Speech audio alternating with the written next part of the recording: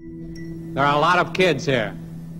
And if we catch you with a homosexual, the rest of your life will be a living hell.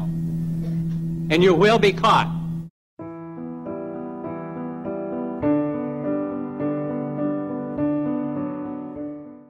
In 1924, the Society for Human Rights in Chicago became the country's first gay rights organization, which gave an outlet for struggling homosexuals to talk about their lives in a safe environment.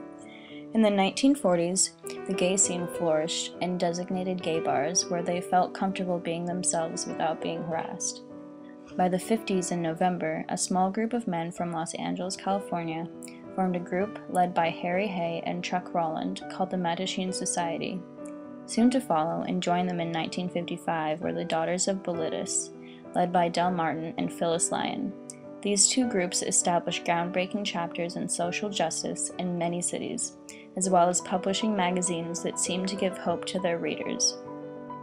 In 1962, Illinois became the first state in the U.S. to decriminalize homosexual acts between consenting adults in private. In 1969, the Stonewall riots transformed the gay rights movement from a small number of activists to a widespread protest for equal rights and acceptance.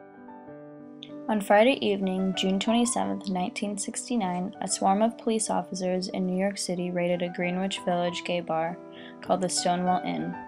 Surprisingly, the patrons of the bar fought back, unleashing 3 nights of rioting in the area.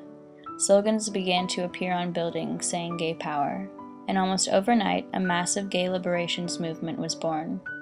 Owing much to the racial protests of blacks, women, and college students in the 1960s, gays challenged all forms of hostility and punishment that society had put upon them.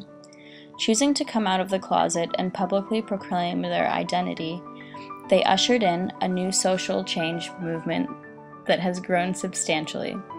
By 1963, the American Psychiatric Association removed homosexuality from its official list of mental disorders. Following that year, there were almost 800 gay and lesbian organizations in the United States, and by 1990 the number was exceeding several thousand.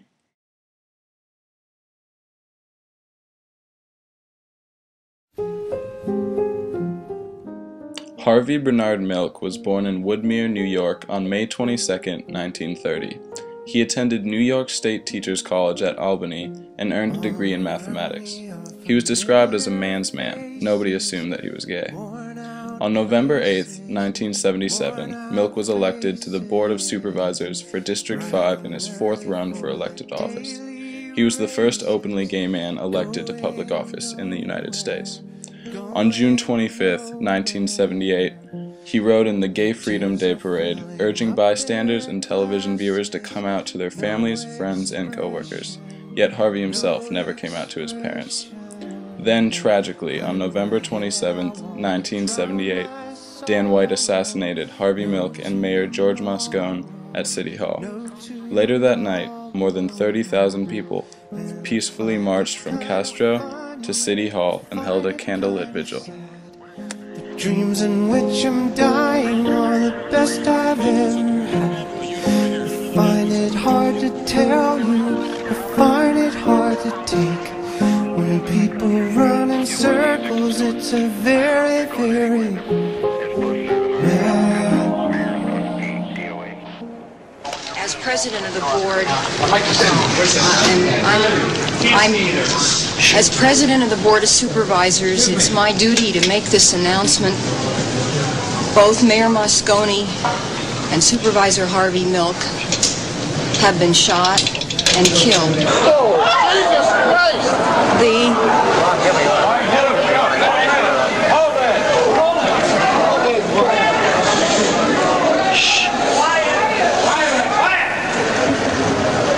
The suspect is Supervisor Dan White.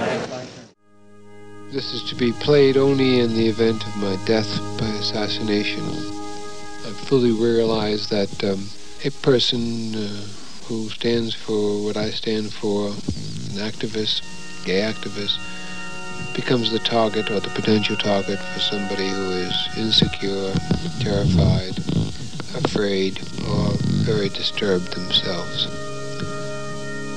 And knowing that I could be assassinated at any moment or any time, I feel it's important that some people know my thoughts. I stood for more than just a candidate. I have never considered myself a candidate. I have always considered myself part of a movement, part of a candidacy. I wish I had time to explain everything I did. Almost everything was done in the eyes of the gay movement.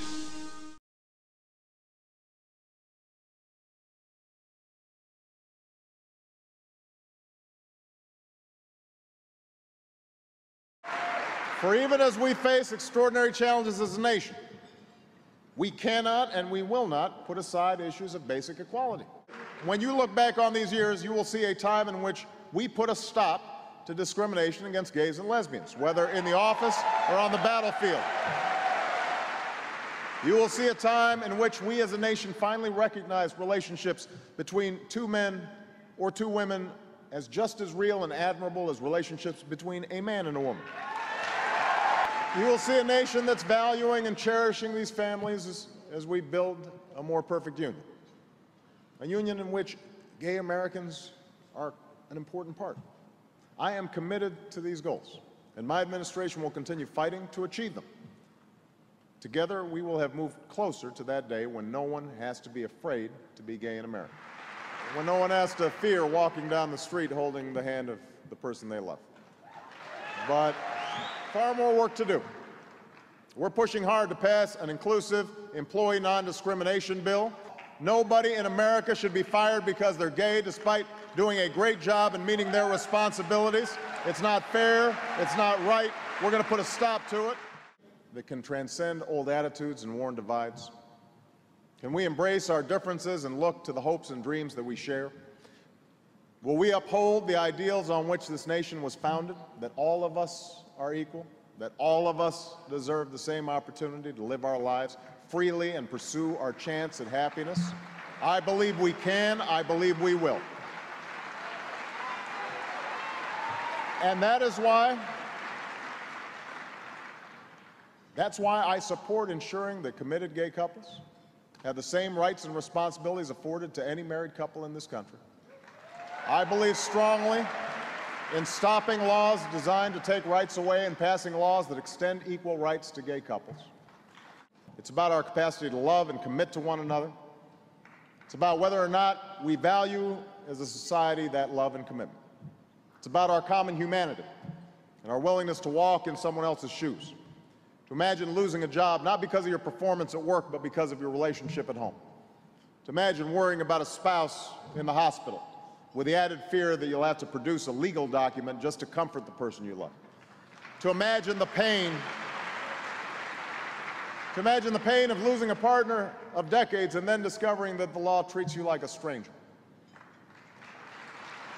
If we are honest with ourselves, we'll admit that there are too many who do not yet know in their lives or feel in their hearts the urgency of this struggle.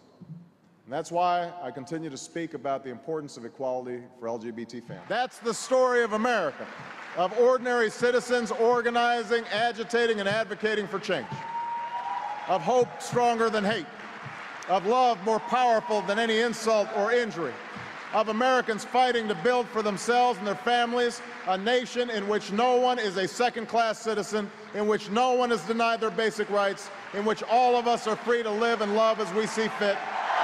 God bless America.